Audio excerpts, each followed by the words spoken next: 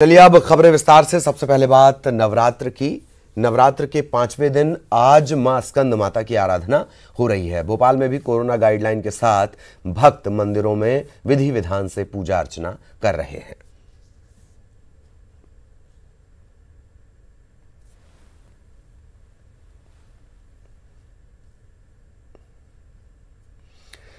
तो आज मां स्कंद माता की पूजा हो रही है। कोरोना के साए में नवरात्र का पर्व मनाया जा रहा है और जिस तरीके से अपील भी की गई थी कि इस बात का ध्यान रखें, किसी भी तरह का वायलेशन नहीं होना चाहिए।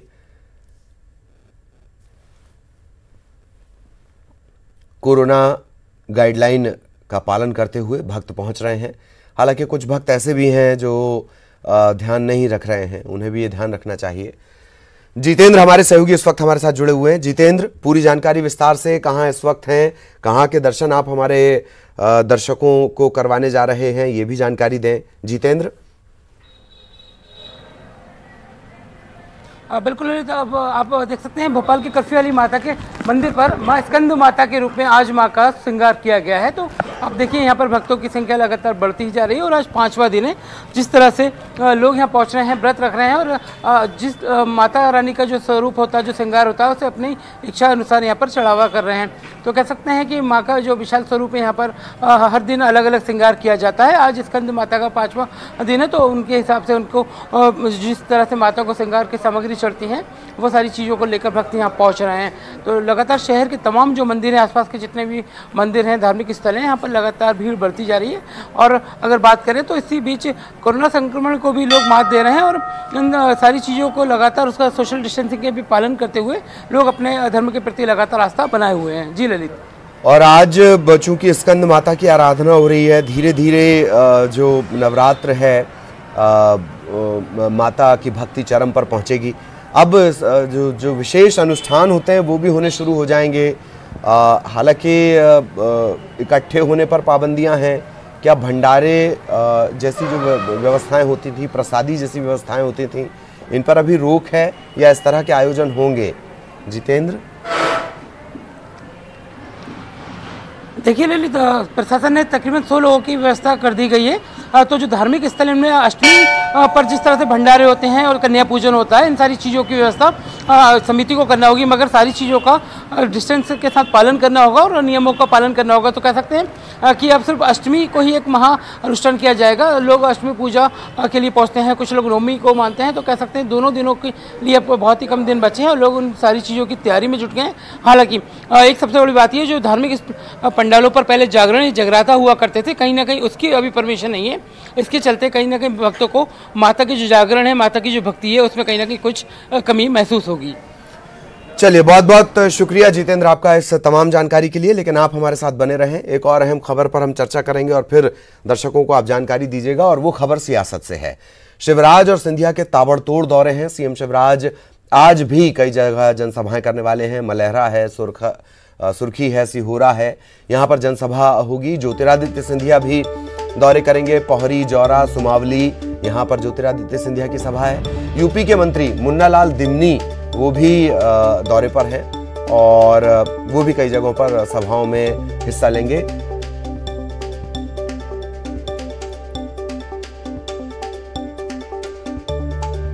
तो आज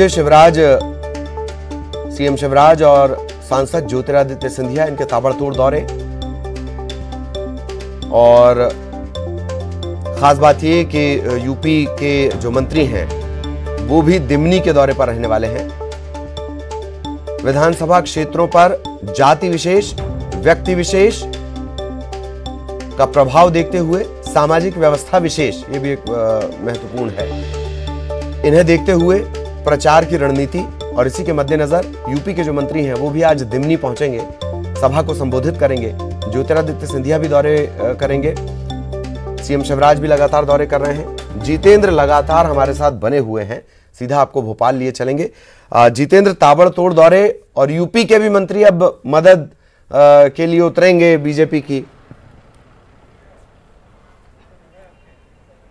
बिल्कुल ललित, क्योंकि अब समय बहुत कम बचा हुआ है और कह सकते हैं कि तकरीबन 10 दिनों के का ये जो एक समय बचा हुआ है उसमें स्टार प्रचारक जो हैं जिनकी सूची आ चुकी थी, उनमें से अब यूपी से भी जो लोग हैं वहाँ यहाँ पर पहुँचने लगे हैं। बड़े बड़े नेता यहाँ आने की उनके प्रोग्राम सेट हो चुके हैं। अब तक अगर बात करें तो मुख्यमंत्री शिवराज सिंह चौहान भी लगातार दौरे कर रहे हैं और तकरीबन उनकी 100 से ज़्यादा सभाएं उनकी हो चुकी हैं। और इस पूरी सभा में सबसे ज़्यादा अगर सभा किसी की है तो मुख्यमंत्री शिवराज सिंह चौहान ने सभी लोगों को अभी तक संबोधित किया। वहीं अगर बात करें तो सांसद ज्योतिरादित्य सिंधिया भी लगातार लोगों से जनसंपर्क बनाए हुए हैं और इसी बीच पूर्व मुख्यमंत्री कमलनाथ भी लगातार लोगों से मिल रहे हैं। मगर इन सारी बैठकों और सारी सभाओं की दौड़ में मुख्यमंत्री शिवराज सिंह चौहान अभी तक सबसे ज़्यादा जनसंपर्क कर चुके हैं, लोगों से सभाएं कर चुके हैं, रूबरू हो चुके हैं। तो कह सकते हैं कि कहीं ना कहीं प्रचार के मामले में बीजेपी अभी अन्य दलों से भी अभी आगे चल रही है। चलिए, बहुत बहुत शुक्रिया आपका जितेंद्र, इस तमाम जानकारी के लिए। जाहिरा तौर पर बहुत एक्टिव हैं मुख्यमंत्री शिवराज सिंह चौहान और जिस तरीके से वो ताबड़तोड़ दौरे कर रहे हैं, जाहिरा तौर पर रणनीतिक फर्क पड़ेगा। इधर कमलनाथ के इमरती देवी को आइटम बताने वाले बयान पर सियासत में हंगामा मचा हुआ है। बीजेपी हमला बोलने में कोई कोर कसर नहीं छोड़ रही है। इमरती देवी को लेकर दिए गए इस बयान पर सिंधिया ने मंच पर अपना गुस्सा दिखाया, कांग्रेस को जमकर ललकारा और इमरती देवी के समर्थन में जोश भरा। सिंधिया ने इशारों में कमलनाथ को परदेसी बाबू बताते हुए कहा कि आपकी धरती पर आकर कोई आपकी बेटी की बेइज्जती करता है, इसका हिसाब तो 3 तारीख को लेना ही पड़ेगा। इस महिला के साथ खड़ा है, ज्योतिरादित्य सिंधिया इस क्षेत्र का हर महिला का रक्षक है और ज्योतिरादित्य सिंधिया डबरा का चुनाव लड़ रहा है।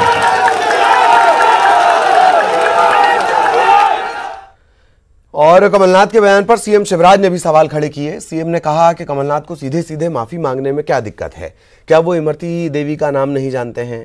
सीएम ने यह भी कहा कि ये तो चोरी और सीनाजोरी जैसा है। साथ ही मध्य प्रदेश के मुख्यमंत्री शिवराज सिंह चौहान जो कल लगातार जिन्होंने 2 घंटे का साइलेंट प्रोटेस्ट किया, धरना दिया, सर अब तो कमलनाथ माफी मांग चुके हैं और कह रहे हैं कि अगर किसी का सम्मान हुआ हो तो वो खेद जताते हैं। अगर किसी मतलब कौन, क्या वो अब भी नाम नहीं जानते कि वो उनके मंत्रिमंडल की सदस्य थी, वो हजारों वोटों से जीतने वाली जनप्रतिनिधि थी। और अगर किसी को इसका मतलब ये कि मन में अब ना तो खेद है ना पश्चाताप है, किसी के दबाव में थोड़ा बहुत दाएं बाएं करके कुछ बोल दो, सीधे सीधे ये कहने में क्या दिक्कत है कि श्रीमती इमरती देवी जी से मैं माफी मांगता हूं, अगर मगर किंतु परंतु खेद।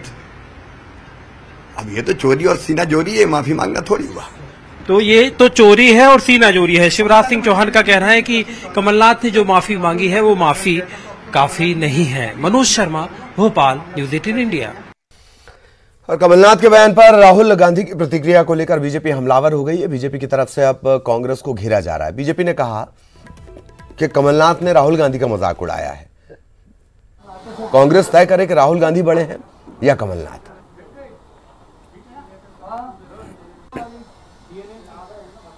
देखिए, कमलनाथ जी ने तो आज राहुल गांधी जी का भी मजाक ही उड़ाया है और राहुल गांधी जी से भी आग्रह है कि वो पार्टी के शीर्ष पद पर हैं। राहुल जी, प्रियंका जी महिला है और महिला का जिस तरह से अपमान हुआ है उससे राहुल जी से आग्रह है कि वो कमलनाथ जी को पार्टी की जिम्मेदारियों से हटाएं। पार्टी कोई कार्रवाई करेगी तो ये मानकर चलेंगे कि कांग्रेस पार्टी इस विषय को लेकर गंभीर है, और नहीं तो इसका मतलब सिर्फ ये होगा कि एक औपचारिकता राहुल गांधी जी कर रहे हैं। राहुल गांधी ने कमलनाथ के आइटम वाले बयान पर असहमति जताई। वायनाड दौरे के दौरान राहुल गांधी ने कहा कि मुझे ऐसी भाषा पसंद नहीं, मैं ऐसी भाषा की सराहना नहीं करता। राहुल ने कहा कि कोई भी महिलाओं के साथ अभद्र व्यवहार नहीं कर सकता। राहुल गांधी के बयान पर कमलनाथ का कहना है कि राहुल गांधी की जो राय है, मैं अपने बयान पर खेद जता चुका हूं कि मैंने किस संदर्भ में कहा था। जब कांग्रेस नेता कमलनाथ से सवाल हुआ कि क्या वो माफी मांगेंगे, तो कमलनाथ ने कहा कि मैं क्यों माफी मांगूंगा।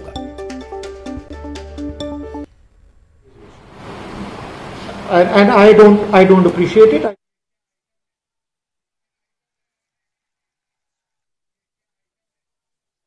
One cannot Kamalnath ji is from my party, but I don't like personally the type of language that Kamalnath ji has used, and I don't appreciate it. I think it's unfortunate.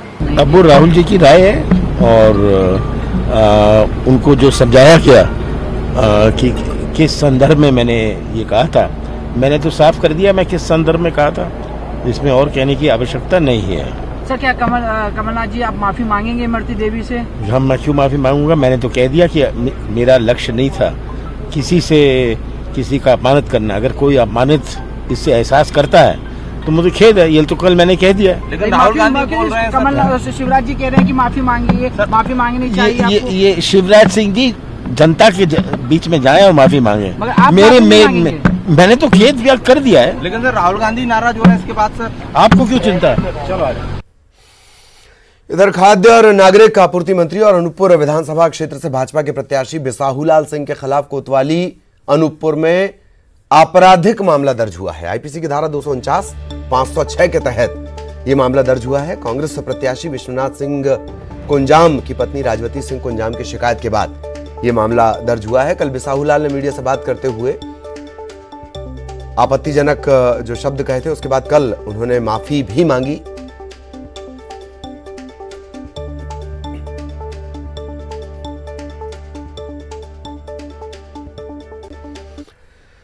Anuppur में BJP उम्मीदवार बिसाहूलाल के खिलाफ कोतवाली में शिकायत की गई है। महिला कार्यकर्ताओं ने कोतवाली का घेराव करते हुए बिसाहूलाल पर कार्रवाई की मांग की।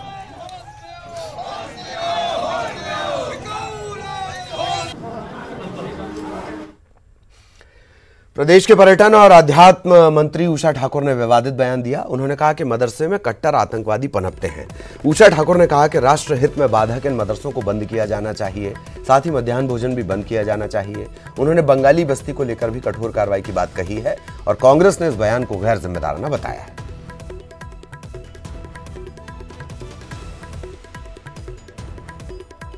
कि सारा कट्टरवाद, सारे आतंकवादी मदरसों में पले और बड़े हैं। जम्मू कश्मीर को आतंकवादियों की फैक्ट्री बना के रख दिया था। तो ऐसे मदरसे जो राष्ट्रवाद से, जो समाज की मुख्य धारा से नहीं जोड़ सकते, उनको हमें समुचित शिक्षा के साथ जोड़कर समाज को सबकी प्रगति के लिए एक साथ आगे ले जाना चाहिए। देखिए अभी असम में ये करके दिखा भी दिया, ठीक है ना, कि मदरसे बंद।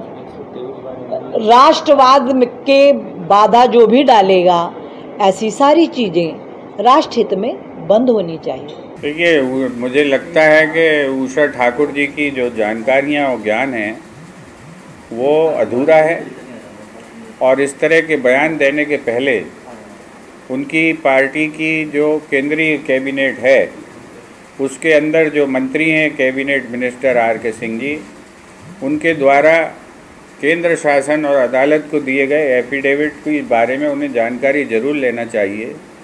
तब उसके बाद इस तरह के विभाजनकारी, नफरत, जहर से भरे हुए बयान उन्हें दे।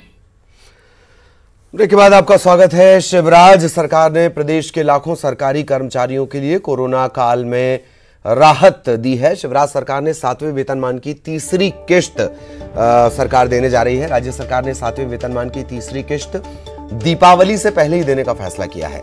इसके अलावा 40,000 से कम सैलरी वालों को 10,000 का बोनस देने का ऐलान किया गया है। मैं अपने कर्मचारी साथियों को बहुत धन्यवाद देना चाहूंगा। कोरोना काल में उन्होंने सरकार को पूरा सहयोग दिया। अर्थव्यवस्था ध्वस्त थी और इसलिए 7वें वेतन आयोग के एरियर की तीसरी किस्त जो हमें देनी थी वो भी हम नहीं दे पाए थे, लेकिन अब हमने फैसला किया है दिवाली से पहले 7वें वेतन आयोग की तीसरी किस्त की 25% राशि कर्मचारी भाई और बहनों के खाते में डाल दी जाएगी। कोरोना काल में भी देश का विदेश व्यापार तेजी से बढ़ रहा है। बात करें पड़ोसी चीन की, तो चीन में भारत का निर्यात 26.3% बढ़ा है। अप्रैल सितंबर 2019 में चीन में 8.4 बिलियन डॉलर निर्यात भारत करता था, जो अप्रैल सितंबर 2020 में बढ़कर 10.6 बिलियन डॉलर पहुंच गया। वहीं चीन के साथ भारत के आयात में 24.5% की कमी आई है। अमेरिका के साथ भी भारत का निर्यात 15.5% बढ़ा है।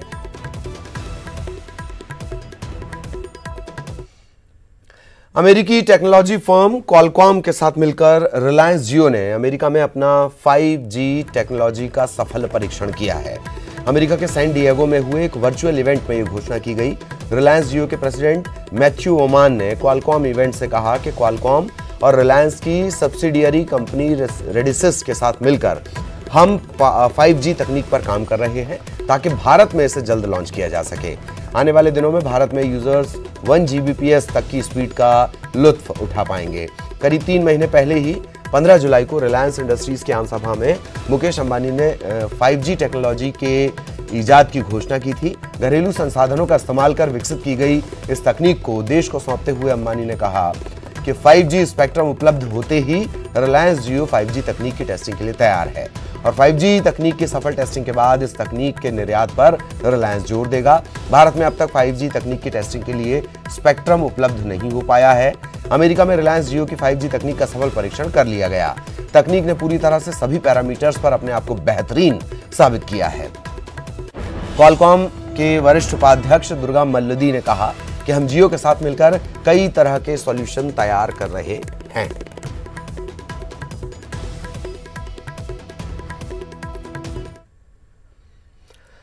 और इसी के साथ इस बुलेटिन में इतना ही। नमस्कार।